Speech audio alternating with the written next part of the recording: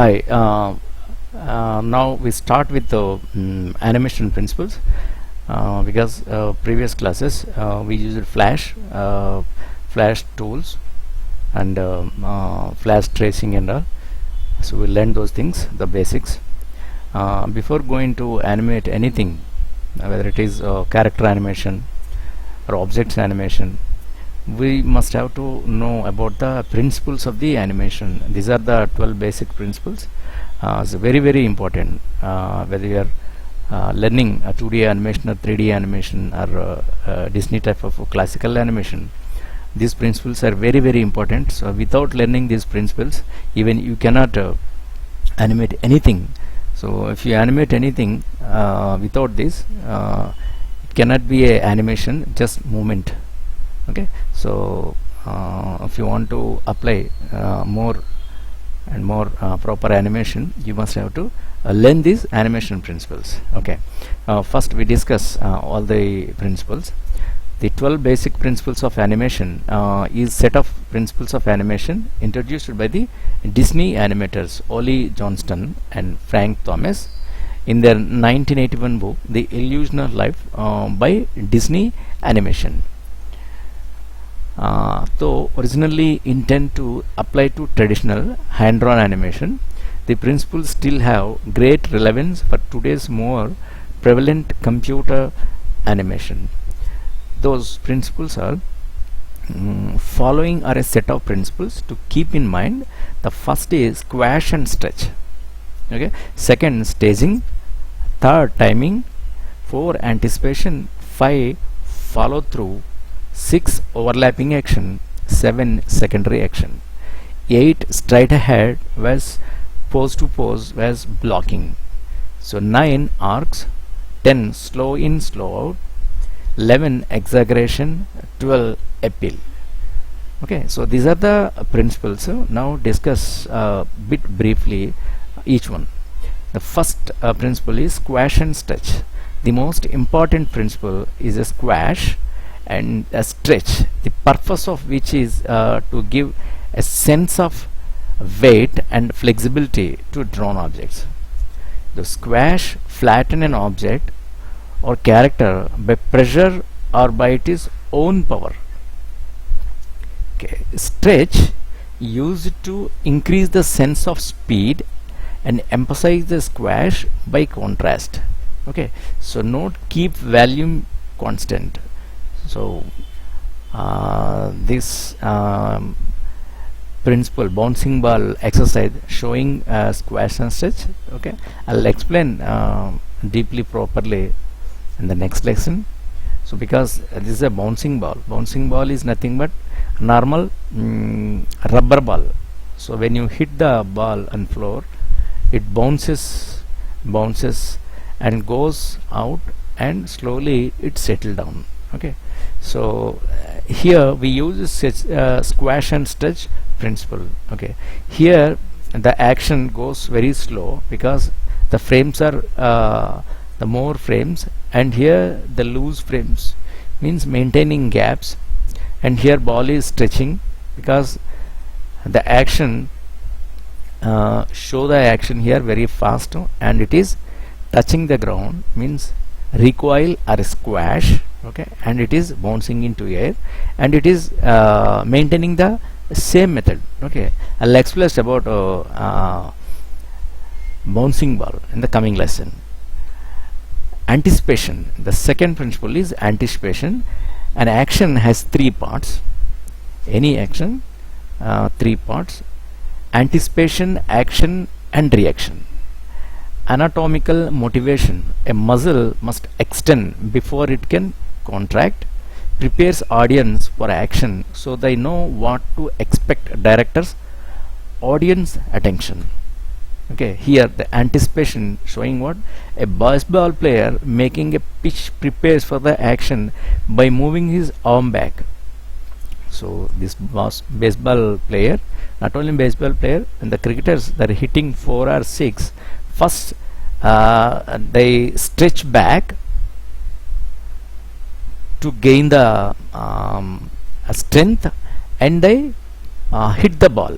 Okay, so before hitting the ball they are coming and stretching back. That is called what? Anticipation.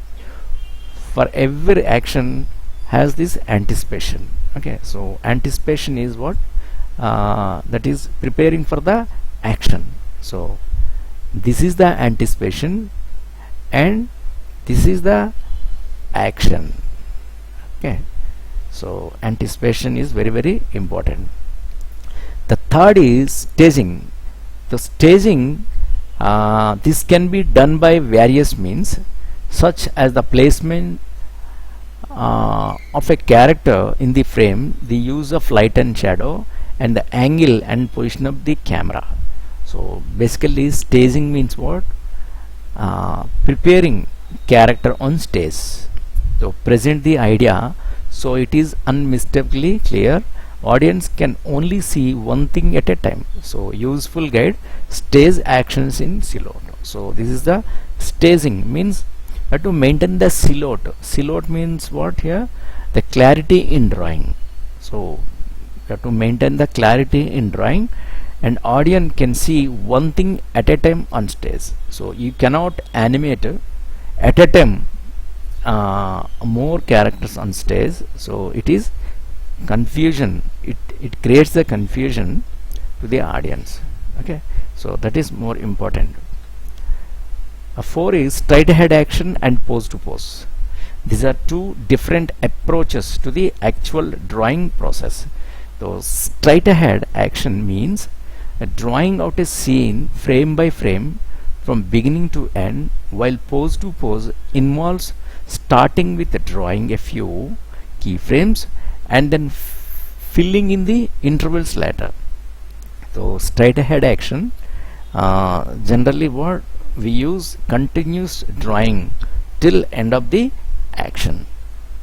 The pose to pose works better for dramatic or emotional scenes where composition and relation to the surroundings are of a greater importance. A combination of the two techniques is often used. So this pose to pose technique more popular nowadays. All the computer and 3D animators using this. Okay, so pose to pose means first to draw one pose and the another pose. Between these two poses we animate. Suppose the character is standing one side and another side character reached somewhere. So standing first to and last to and reached already. So that means what? There are two drawings. Between these two drawings we animate a walk. So this is the first drawing and this is the last drawing. So we animate from first drawing to last drawing. So that means what? There are already, we place it to pre-planned poses. Between these two poses we are animating things. Okay, that is the pose to pose.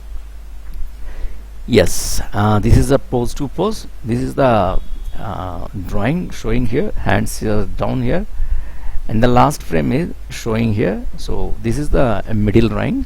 This is the pose 1 and this is the pose 2.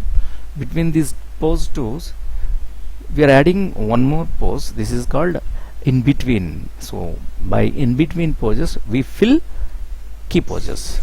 Here straight ahead action. Straight ahead action, what? Without planning. So we animate, means we draw frame by frame continuously till the end of the action. It is called straight ahead action. Sometimes we use straight ahead action, sometimes we use pose to pose action. Okay, but more popular method is pose to pose action. Next, fifth is follow through and overlapping action. These closely related techniques help render movement more realistic and give the impression that character follow the laws of physics. Follow through means the separate parts of body will continue moving after the character has stopped. Okay, so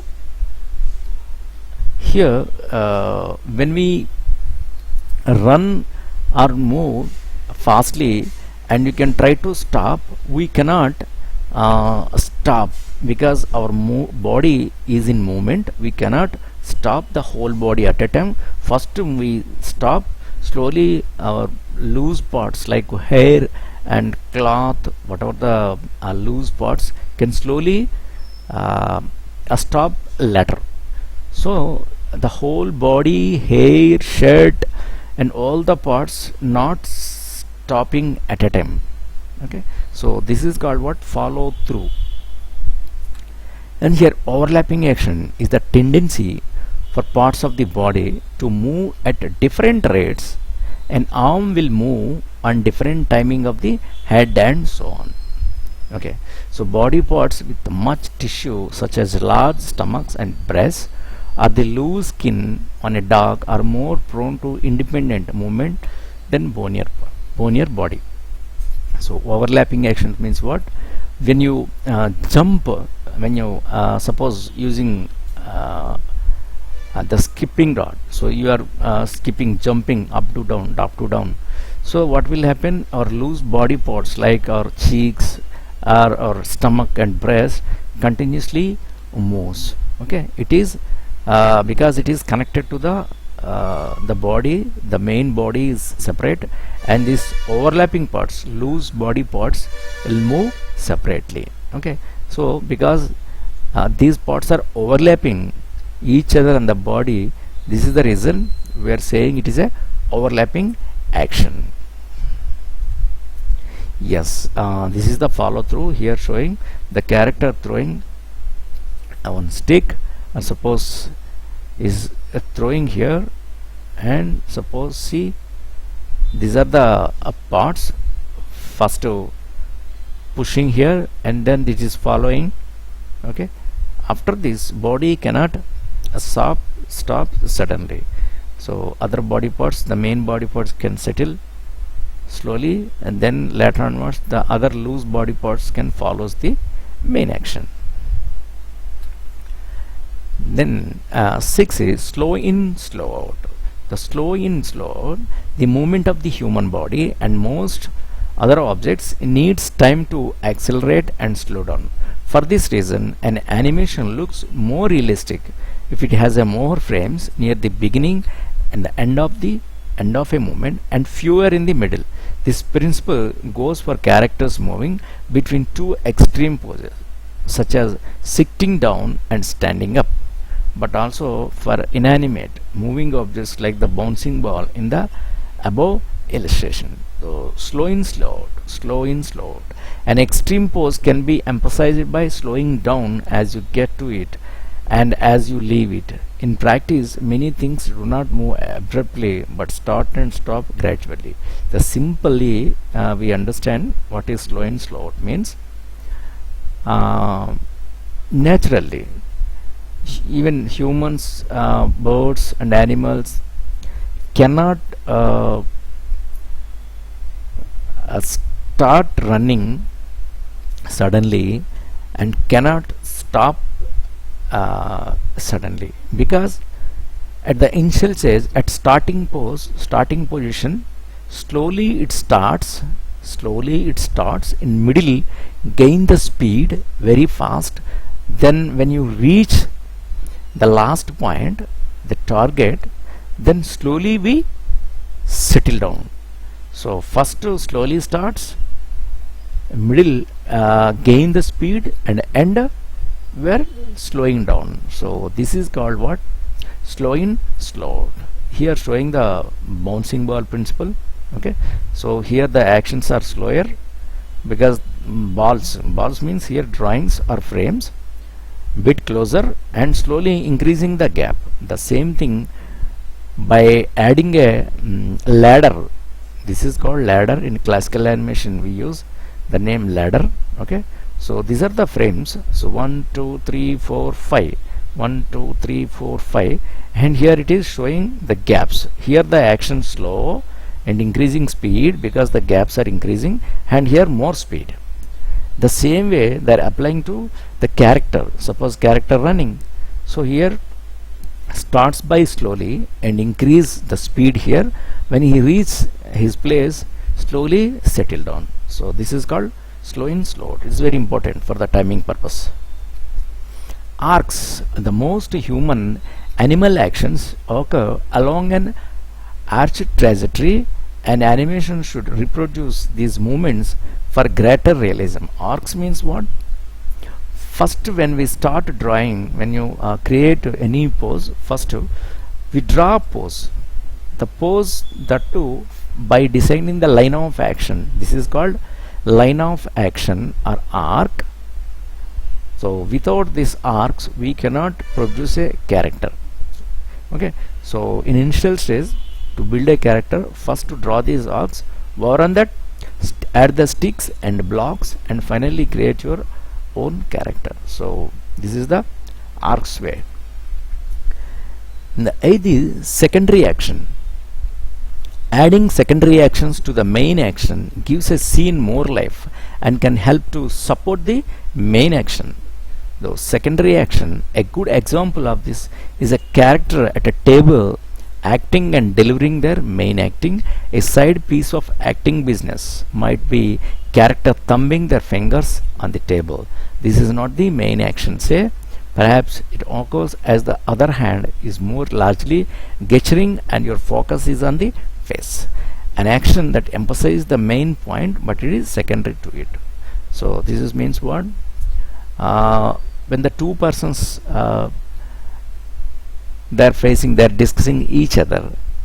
Okay, so seriously they're discussing each other, but one person talking, the meantime he's moving his leg. Suppose he's moving his leg. Okay, that is not actually the part of main action. His main action is what? He's speaking, he's discussing with another one. At the same time he is moving his leg, or otherwise the fingers thumbing on the table. Okay, this is called what? A secondary action. The main action is speaking to someone, and the secondary action is simultaneously is a piece of side business.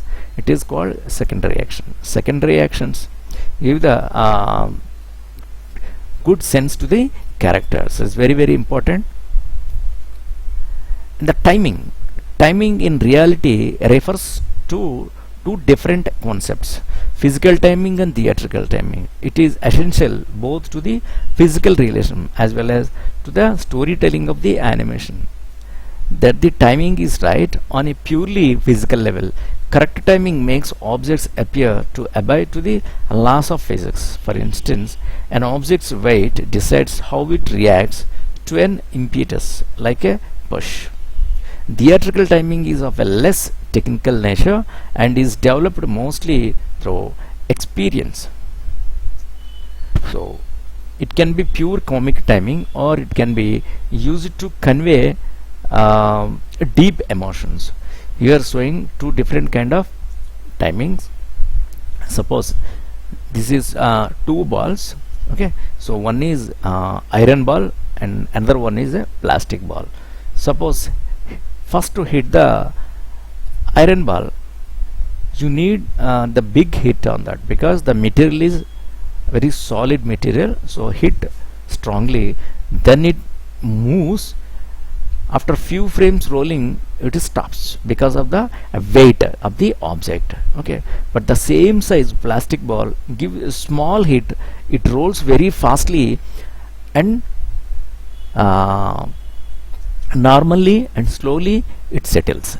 Okay, because of the plastic material inside, it is behaving differently than this one. Okay, so this is the reason we use timing for the different material. So timing can also reflect the weight of an object. Light objects move quickly, heavier objects move more slowly. Timing can completely change the meaning of an action. This is very, very, very important. 10 is exaggeration. Exaggeration is an effect especially useful for animation, as a perfect imitation of reality can look static and dull in cartoons. So exaggeration is really more important for the cartoon animation. Generally when we watch the Tom and Jerry and all shows, they react in a exaggerated way. So when the person is getting angry, and eyes pop up out and vibration in his body language. Okay, so these are all called what? Exaggerations. Without showing the exaggeration, the action cannot be a fun. So we can add the exaggeration things. And 11, solid drawing. Solid drawing means a good drawing. The principle of solid or good drawing really means that the same principles apply to an animator as to an academic artist. The drawer has to understand the basics of anatomy, composition, weight, balance, light and shadow, etc. For the classical animator, this involves taking art classes and doing sketches from life. So this is the very important and playing key role in animation. So the drawing, if you are a really very good artist, the animation is really easy. Okay, if you are unable to draw whatever your idea, your concept, suppose you are unable to draw, the process of animation is really tough. You cannot do the animations. So you have to practice every day sketches and drawings. So that is called solid drawing. So this is the drawing example showing. And the 12 is appeal. Appeal in a cartoon character corresponds to what would be called charisma in an actor. A character who is appealing is not necessarily sympathetic. Villains or monsters can also be appealing. The important thing is that the viewer feels the character is real and interesting. So appeal means what? The design of the character. Some characters we use oval shapes, some characters we use round shapes, for some characters we use triangle shapes. Depends on the character. Suppose villains has suppose triangle and different cruel expressions than the heroes. So design the villains in a different shape of the drawings. Okay, and for the heroes use differently. So these are the different shapes we used for the appeal. Okay, so animation requires the artist to interpret and create something that is more than the original. The above principles are the foundation upon which good character animation lies. With practice, patience and perseverance, one's animation skills will improve. So that's very important. So by practicing and remembering all these animation principles, more than this, to practice drawing and sketching every day, so then you can animate nicely. But these are the very important principles. Okay, so thank you.